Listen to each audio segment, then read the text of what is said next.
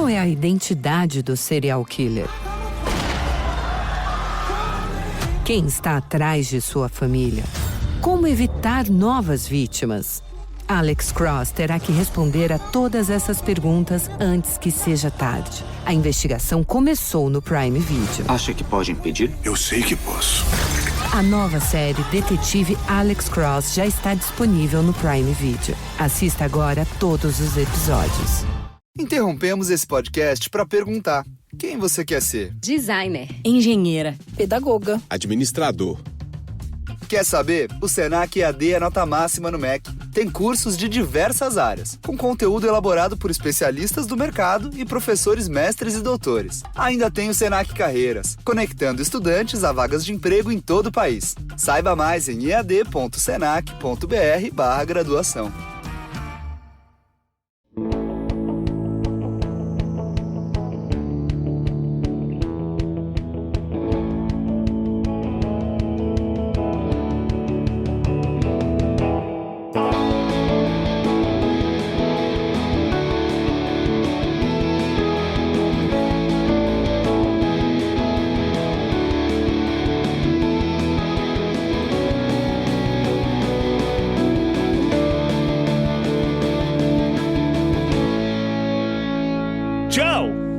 Can you believe it?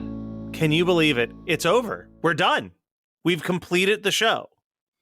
The end is not near. It's here. It's Matt. here. It's here. So let me ask you this.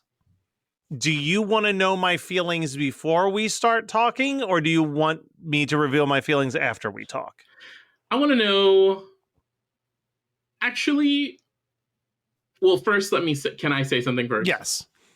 So first, I will say that upon rewatching it, I think that the ending to me, the final 5 minutes, is very beautiful and strong. Yes. Right. I think and I think that colors a lot of why I think it's the best series finale. I think for a show that had to wrap things up pretty quickly, it's probably also the best series finale of anything like that. Yeah. And so, yeah, that's what I have to say about that. But Matt, what did you think of this episode? So here's the thing. The lens in which I went into this finale was, does this finale justify killing Marissa and the existence of this season? Oh shit. And okay. I think through that lens, no, it doesn't. I think that the last 5 minutes of this season, of this episode, could have been tacked on to the end of Groundhog's Day, and I would have mostly said, yeah, that works for me. You know what I mean? I still think the better ending for me would have just been that Marissa goes off with her dad in season 3, and that's the end of the show. And it's just this 3-season show, and it ends with everybody leaving Newport Beach and going off to college. This end didn't justify the means per se. I wasn't unhappy watching this, but I was like, I don't love this 6-month time jump. I feel like we are fully in screwball comedy territory throughout this entire episode in a way where the stakes could not feel lower during all of this. But when we get to that final 5 minutes, I did start to cry when it shows Julie Cooper graduating and everybody's there, both Bullet and Frank and her daughter wearing the Team Julie shirts. That was really nice. The Seth and Summer wedding, that was really nice. But you could have done that flash forward at the end of a different episode without this there's no real explanation on the Bullet and Julie's marriage beyond Frank freaked out when he found out that Julie was pregnant. Mm-hmm. And it's man, this is a lot of jumping. Caitlin is just finding out that Bullet has 12 other sons the day before that. There's just so many things that are goofy and borderline illogical that make me annoyed. I also just feel when the last episode ended, the whole front of the Cohen's house looked fine. Nothing seemed amiss. They walked through the living. It just looks like the kitchen and the back area are destroyed. So the idea that there was so much damage that it's unrepairable, I refuse to accept that. As like that all feels like, hey, we've got to make it this to get this shit moving. Like it, Sure. There's just a lot of circumstances that are only there to justify moving the plot in the direction that the plot is moving. But like I don't even love this. I feel like we have this very charming gay couple in this episode that probably the funniest thing about this episode is the on the nose-ness of like Kirsten goes into labor and the one guy runs in and is just like, I know this sounds crazy, but I'm a midwife. And he's I'm a midwife. and then like the bullet's like, hey, do you know any wedding planners? And the other one's like, funny you should say that. I know, which is like so stereotypical. Yeah. Boy, is it. But I also feel like putting myself in these two people's shoes, these two events would not suddenly make me sell my house and have to find a new place to live. I'm sorry. Like, that's just like... You don't think someone giving birth and like it was very like Under the Tuscan Sun, right? At the very end where it's like, there's a baby in this house. You have a wedding at this house. Like it was like that. Yeah. They were like, Brahma Sole of Berkeley right here. Yeah, they were so firm in like, no, this is our house. We've built memories here. Like, I get it. Like, oh, wow, these two crazy things happened in the last like 24 hours. But I feel like buying a house is so much work. Like, they don't even have another place to live yet. These two, they're two gays. They're two Epsilers living in like, they're gonna, and part of me is like, we're like 5 years removed from like the tech boom of the Bay Area. So like, you gave up that fucking house, like, and it's probably worth like a bajillion dollars. Yeah, that's what I mean. Now. It's a lot of like, I didn't love it. The Taylor Ryan stuff pissed me off actually. Cause I'm like, we started off and they're not dating anymore. And I'm like, well, what a fucking random waste of an entire story arc throughout this entire season. And then they kind of just end in a like, do they, don't they? Who knows? Like, it's just kind of like, what are we doing here? Like, I'm back to my original statement, which I do admit was Barb helped direct this thought process indirectly. This should have been a storyline with Teresa. Like 1000%, it should have been Teresa, not Taylor. And like they should have just ended up like, because they were a good match. They had Teresa and Ryan had more chemistry in the few episodes that they dated than him and Marissa had in the entire 3 seasons that she was on the OC. Like, there was things that I didn't love. I still had a good time. I know that I'm really coming down hard on this finale, and it's not that I think the finale is bad. I just feel like, and this is coming from someone who loves season 4, might put season 4 as his favorite of the 4 seasons of the OC, which puts me in a very small minority of people who would make that argument. But it does just feel like none of this had to happen. Like this was a nothing burger of a season, and this ending didn't justify it. I'm gonna do something that I haven't done often on this show, which is I'm going to respectfully push back. Okay. Like, here's the thing. The way that Ryan and Taylor end up is like perfect for me. Like, yeah. I believe it is the perfect scenario. Why? Because they've spent the 3 seasons prior to this like season, right? Seasons 1, 2, and 3, building out the like storied, tragic, ending up being tragic romance that is Marissa and Ryan.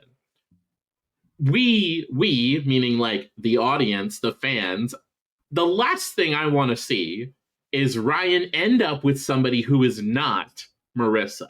Yeah. Right. At this point, like 3 years, 4 years into the series. And I don't think that this was the intention at the time because there wasn't any real precedent for like reboots or remakes. But like they kind of set it up so that way he can like, if they did do a reboot later, he can like fully move on from Marissa and like do the Teresa thing or do like some other, you know, girl from like a girl from Newport or whatever. But like I personally am really fine with just like him being okay. No, with, and yeah. I am not complaining about that. I'm just complaining about like, or maybe Ryan just shouldn't date for one fucking season after the love of his life was brutally murdered in his arms a couple months prior. like I just think the Ryan dating plot shouldn't have been a plot at all. And it should have just like, I don't know, but that's my complaint about the Gilmore Girls. That's my complaint about a lot of shows is like, just let fucking single people be single. Why the fuck are so many characters just jumping in to the bed of the next person that's in line when they're going through something devastating in these shows? Because it never ends well for those storylines. And it's just very kind of frustrating. But no, you're right. Like, I love the very last second of this episode where Ryan has like found an established job. He's doing something that he's good at, and he sees a kid and thinks about how he was at that kid's age. And we never know what comes from this moment, but it at least makes him empowered and empathetic enough to make sure that another kid is okay. And like I love that, like, you can kind of tell, and I really hope it was this way where like Josh Schwartz like knew that that's where he wanted to end it. Yeah. Right? Like he always knew that the cycle would continue, right? Like he would be the guy with the fancy car. And it's also like, it could have been his like younger brother / son. Yeah. Right. This like kid in the shorts with the bike. And it's like, a real pay it forward type ending. But like, yeah. But yeah, I mean, I don't, like I said, I feel like, you know what it is? I feel like this, until we get to the ending, this finale for certain elements just feels like it could have been any other episode of the OC. You know what I mean? Like the Bullet Julie wedding, the Bullet or Frank for Julie plotline is not the plotline that the finale of the OC should be hinging a major point of its plotline on. Like the Coens moving for sure. And like, you know, like that element for sure. Kirsten having the baby, like absolutely. Like those are the idea that like the most substantial final moment of this show before we do like the time jumps into like what everybody did after that moment is Julie Cooper's wedding feels so off to me because like it's so disconnected from what this show is, which is the Coens taking in Ryan. I guess. And also just like, I don't care about the Bullet or Frank enough for this to be like the big final moment of the whole show. You know what I mean? That's like, those are my only complaints. Like I think of like my favorite finale of all time, which isn't even really a finale because ABC fucks shit up so badly with Scrubs. But like what was supposed to be the finale of Scrubs and what I still consider the finale of Scrubs and what most of the cast and crew of Scrubs says is the actual finale of Scrubs involves Zach Braff's character getting a job at a different hospital miles and miles away. And it's his last day at the hospital where the show started on his first day at the hospital. And it's him like going through the motions of leaving. And then throughout the show, he's had all these fantasies. Like anytime that something comes up, it goes to a fantasy segment. But as he walks outside, he fantasizes about like how he's going to stay in touch with all those people. And he's going to marry the girl that he's loved since the first episode of the show. And his best friend's daughter is going to date his son and like all of these scenarios. And then the last line is him just saying, I hope of all of my fantasies, that's the one that comes true. And then he walks off and that's the end of the show. And it feels like so perfectly encapsulate, like this has always been the story of JD. We follow JD. JD is where the show ends. Like, and I feel like with this one, because it's I think it's the fault of killing off Marissa, because they killed off such a crucial character in everybody's lives. All of these other B plot characters had to like be boosted into the main character roles for the fourth season. And then so much of this finale is tied to it's the same issue I had with One Tree Hill. You know what I mean? Like One Tree Hill, you have this finale where Julian, who's a character that got introduced like in season 5, is producing a show based on Lucas's book, who's not there anymore. And he's explaining how the book has always been about Brooke, but like, no, it fucking hasn't. Like, like it's like we, the audience, knows that the show has been about Lucas and Peyton, but because you wrote Lucas and Peyton off the show, like now I'm sitting there watching being like, but why do I give a shit in this finale about characters that I met 2 seasons ago? And like the characters that I met in season 1 are like extras in their story to like that. I think was what my biggest complaint was. And it's not that I think it's a bad time. I still think that season 4 is my favorite season. I think that this is a beautiful ending to a show. I just don't think it's a beautiful ending. This is a beautiful ending to season 4 of the OC. I don't think it's a beautiful ending to the OC as an entire series. All right. I kind of figured we were headed here. I mean, but again, I've watched some bad finales. Like, this is not a bad finale. And I agree with you. Again, I'm so glad that I was able to finish the One Tree Hill and the OC around the same time, because I will say that I agree with you that like a show that had to be rushed into a finale with a limited amount of I think that they do better on the OC than they did with One Tree Hill. Like, I think One Tree Hill, I was really like, I don't give a shit about any of these characters anymore. Why are we still here? I know that we're never going to get more of the OC. I would love like a one-off movie or something that's like 10, 15 years later. Where is, like, show me where Ryan is. Show me where Seth and Summer's marriage are. Like just like a quick 90 minutes, like show me where all their lives are. Don't make it the tone of seasons 1 through 3. Make it more of this season 4 tone where it's a little bit more wholesome, a little bit more like not as heavy in the drama, but more just kind of goofy and fun. Like, I would love the shit out of that. I don't want to see fuck all about One Tree Hill. I'm going to watch this rebooted series whenever it comes out, but I don't care about They're rebooting it? Oh yeah, that's the word on the street, is that the whole cast is back in to like do a rebooted season without the problematic creator that kind of like ruined everything for them. That's because of like the one podcast is like popping off. I think 2 of the girls have a podcast now. Yeah, I mean, also, like, not for nothing, there is a big podcast too with the OC. So is it still going? I was wondering this the other day. Well, they're probably done. They're probably done recapping it. But that being said, though, like, I wouldn't mind like a movie situation. Like, just give me a tight 90 minutes. You know, with just like Marissa's the ghost. It's like Our Town, like Marissa's the ghost, talking about how what everyone's doing. You know, we'll trump up some like, you know, Seth Summer like relationship bullshit that won't pan out. We could do like a Christmas Carol where like Bullet losing Julie Cooper made Bullet a Scrooge-like character, and he goes to sleep and is visited by the ghosts of the OC. Oh my god! And speaking of Bullet, like, I love that the passage, in order to signal the passage of time, they just put they put like glasses on Bullet. Yeah, but I did like that.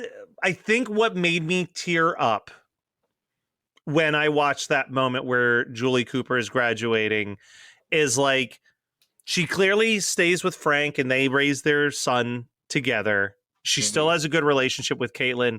And the fact that even though she chose Frank, like, Bullet was sincere with something he said 3 or 4 episodes ago, where he's like, I don't care who your mom ends up with as long as she's happy.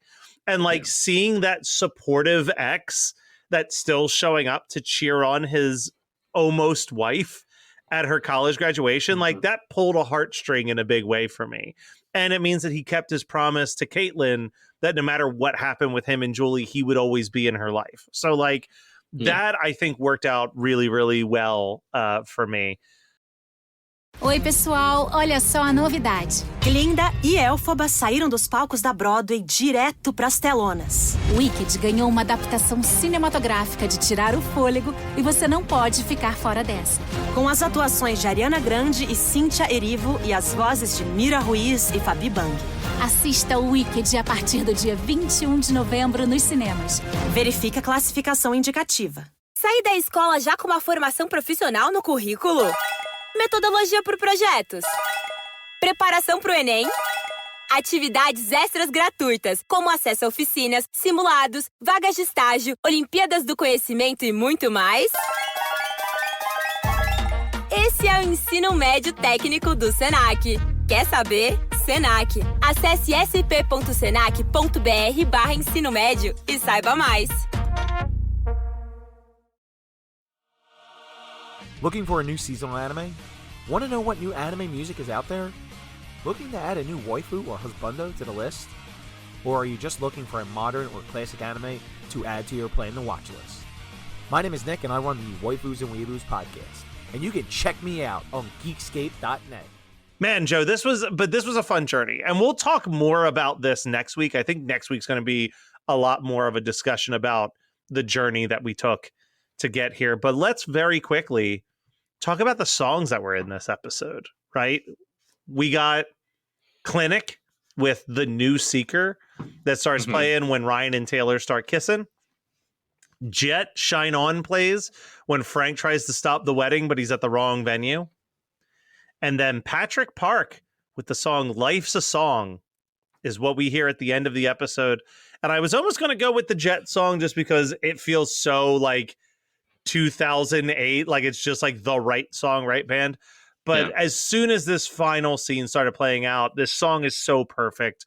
It has to be the Patrick Park song to wrap it all up. Yeah, I kind of wanted it to be like a Death Cab song. I thought that would have been really fitting. Literally anybody that was like a Seth Cohen band would have been more appropriate, but I still think the song is really good. I also, like, not for nothing, I almost just chose California just so we end on California. But it really is a perfect song for the end. All right.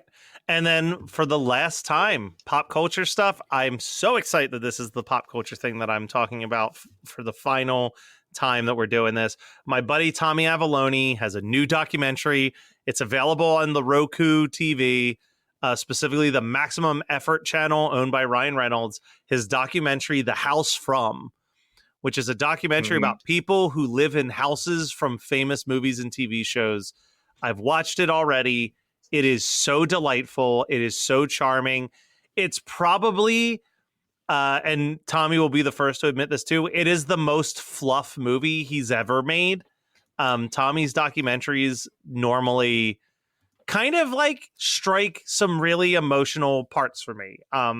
Two of my favorites that he did was a documentary called I Am Santa Claus. And that was about what do mall Santas do from January to November when they just have to live their life looking exactly like Santa Claus. And there are some like heartbreakingly sweet moments in there. One of the Santa Clauses, if you haven't seen this yet, Joe, you should see it.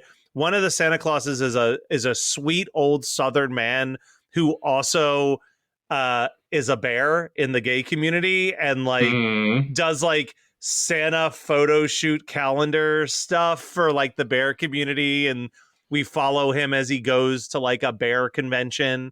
And like another one of the Santa Clauses is part of a Santa Claus swingers group that like meets every couple of months to just swing and wife swap. Like it's interesting and funny, but like those characters also bring a lot of charm. There was the character that I'm talking about who was a bear. I remember there's a moment where he says like, I never got married.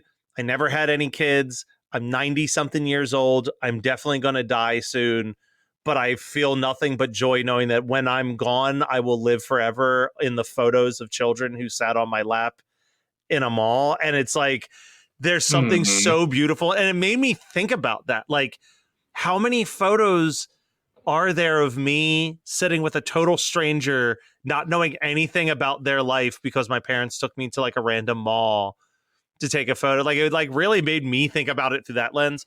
And then his best doc that no one ever talks about is he did a doc called Waldo on Weed.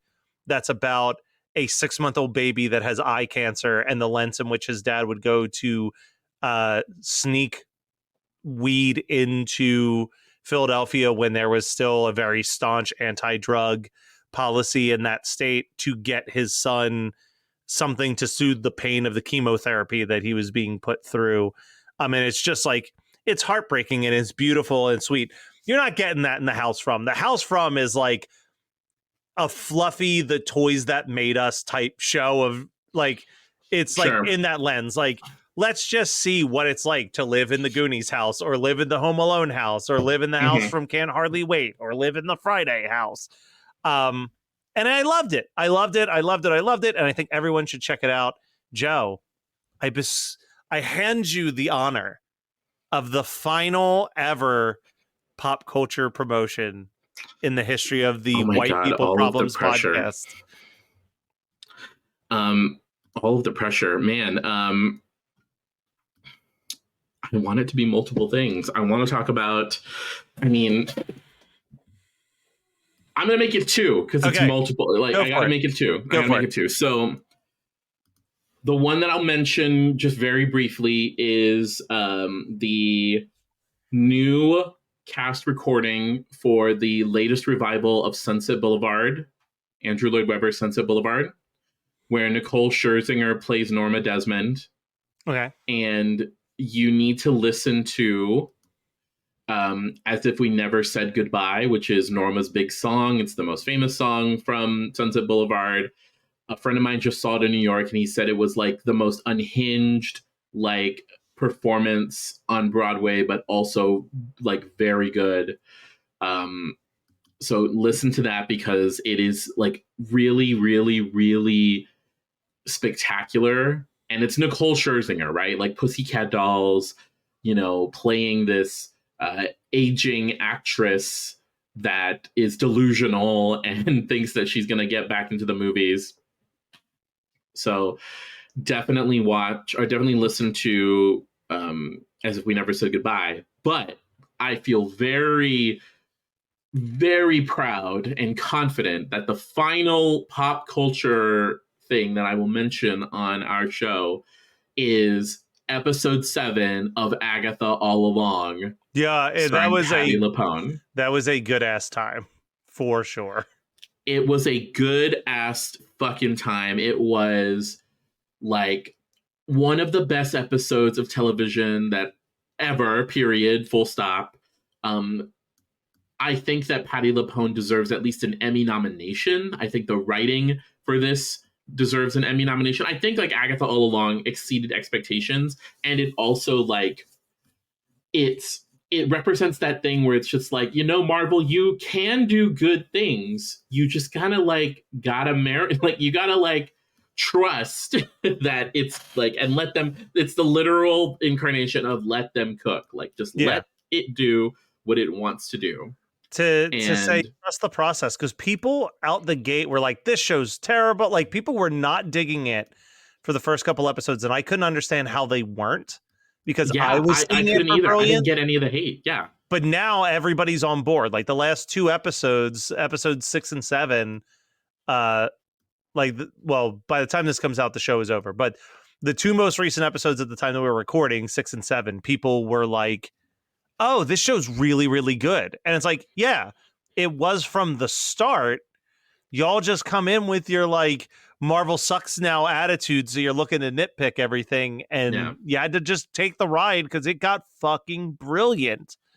Yeah, it's the same thing that people say about like Saturday Night Live. Like, I know a lot of people that's like, Saturday Night Live is like, you know, not the way it used to be. And I'm like, yeah, because comedy and our world are not the way they used to be 10, 20, 30, now 50 years ago, right? Shit like evolves. Shit evolves. Like they're doing a lot more things that are based off of internet culture because newsflash, this is fucking internet. Like if you want to engage a younger fan base, you need to get them talking about the things that are actually relevant, right? think Did the you relevant see pertinent. Did you see the Jerry Seinfeld quote last week where he kind of backtracked on when he complained about cancel culture? No, but so tell me, because like I stopped caring about Jerry Seinfeld a long time ago. I stopped caring about Jerry Seinfeld when he wouldn't shake Kesha's hand. So he basically said, and I don't have the exact quote in front of me, but he was talking about how he said one of the dumbest things he's ever done in his entire career was blame political correctness on comedy being harder. And he's like, and the way he described it was basically like using a sports analogy where he's like, you got to evolve in the sport. Like anybody can get to the front door, but if you're not paying attention to shifts in the culture, you're never going to get on the actual field. You're right. And look, SNL's not a home run every single time. A lot of it leans on who is the host of any given episode. And like, I'll say this hot take. I'm not in love with this cast. Not to say that I dislike the cast, but like when I think about the people who, I don't think that there's a lot of people who are regularly in sketches anymore that like when I see it's one of their sketches, I'm immediately like, ooh, I'm excited. You know what I mean? Like it's basically like Bowen, Keenan, and Sarah. Like those are the three that like, if they're in the sketch, I'm going to be paying attention because I know that I'm like connecting to them.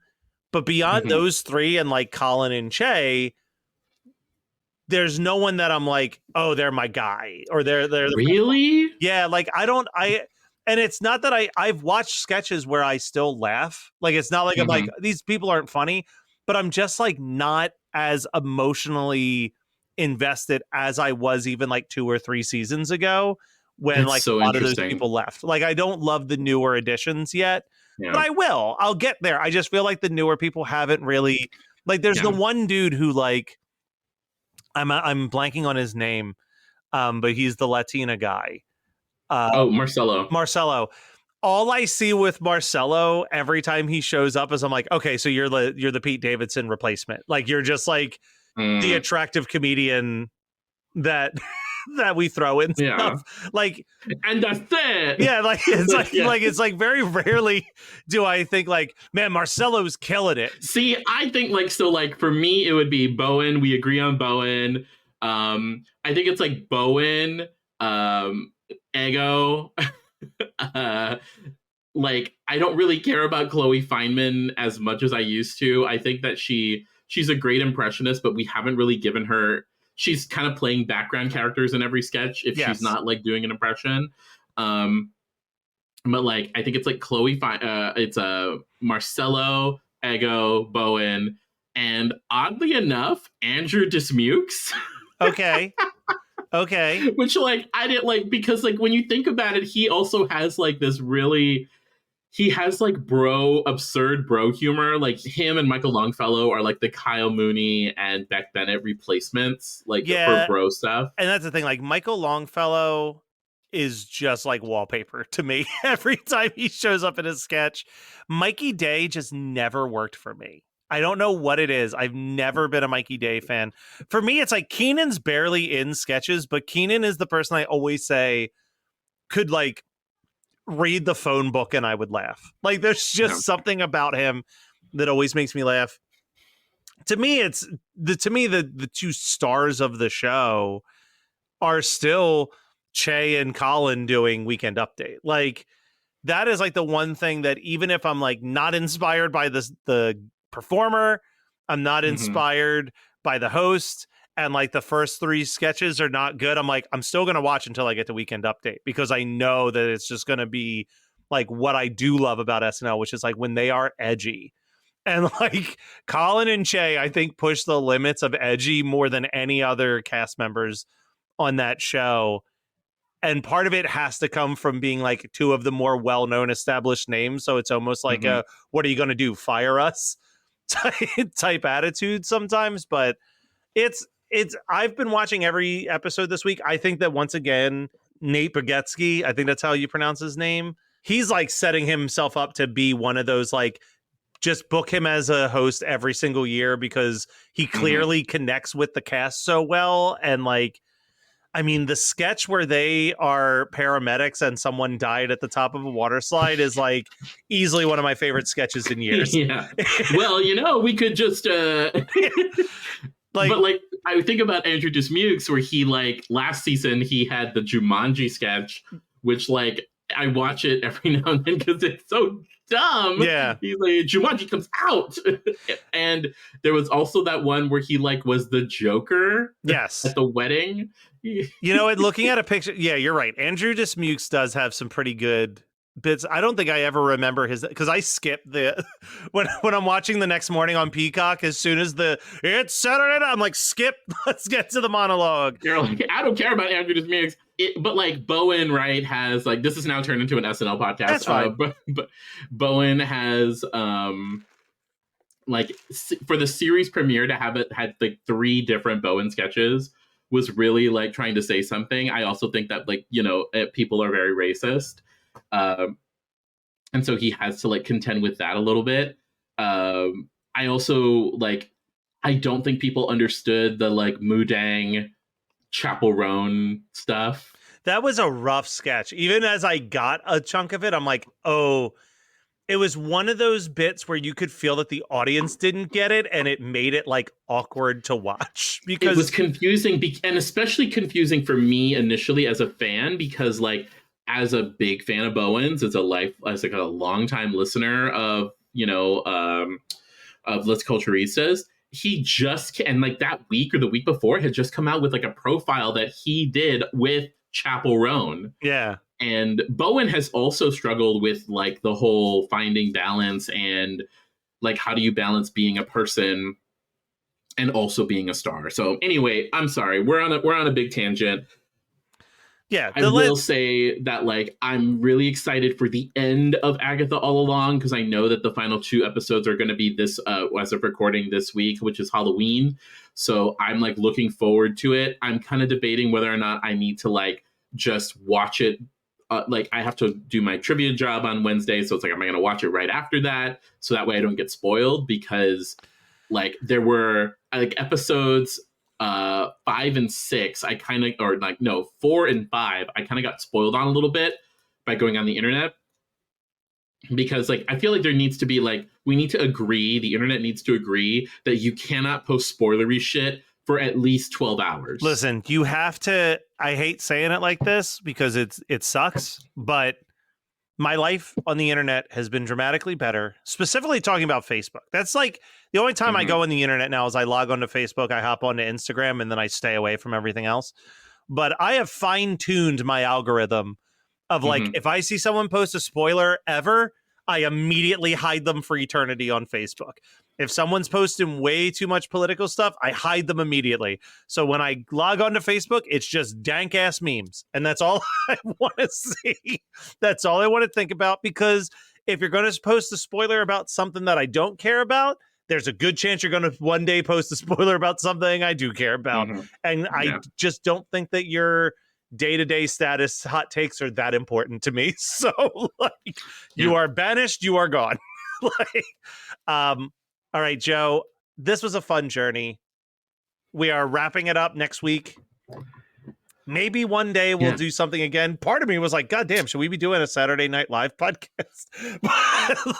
On the 50th year, just be like, we're going to recap all 50 years. No, we would not be doing that. But like, yeah, we'll meet up on the Sunday after a new episode and recap our favorite bits or whatever. Who knows? I'm going to put that in the back of my brain and probably just let it eventually fade out of memory. But Joe, this has been such a fun journey. As I've said with any time I do any podcast, it's always great to do something like this that brings a person who I already considered a friend even closer to my realm of friendship. And just, it makes things extra special. And we will have plenty of time to celebrate and love on each other next week as well. So I look forward to it, Betty. Stay tuned for that.